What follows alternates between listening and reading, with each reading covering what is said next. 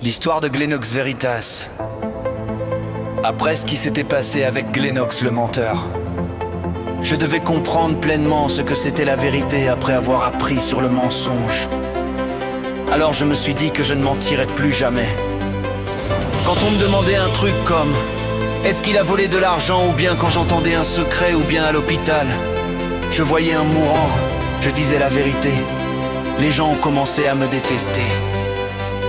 Mais il devait se préoccuper d'autre chose, car il me demandait beaucoup de choses.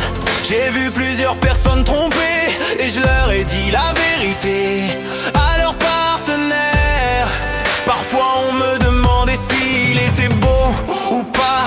Grâce aux capacités de Glenox le détective, je pouvais leur dire pourquoi ils étaient moches ou pas.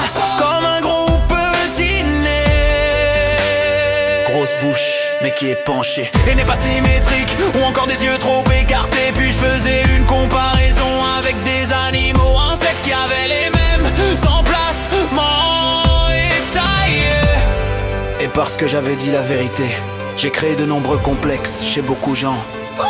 J'étais la principale raison des disputes, ruptures, divorces, expulsions et autres encore. Mais le Glenox, le logique, a dit eh ben les gens détestent quand on leur ment, mais ils ne sont jamais contents quand on leur dit une vérité qu'ils n'aiment pas. Ils sont illogiques et contradictoires. Ouais, c'est vrai.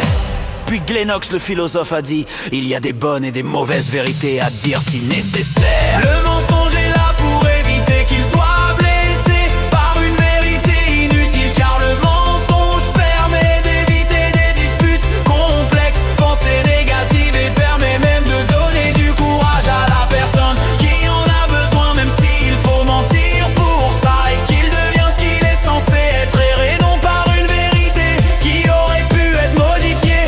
Après ça, j'ai enfin pleinement compris le mensonge et la vérité. Il était temps de devenir Glenox, Yin-Yang. C'était l'histoire de Glenox Veritas. Alors qu'avez-vous pensé de cette histoire ?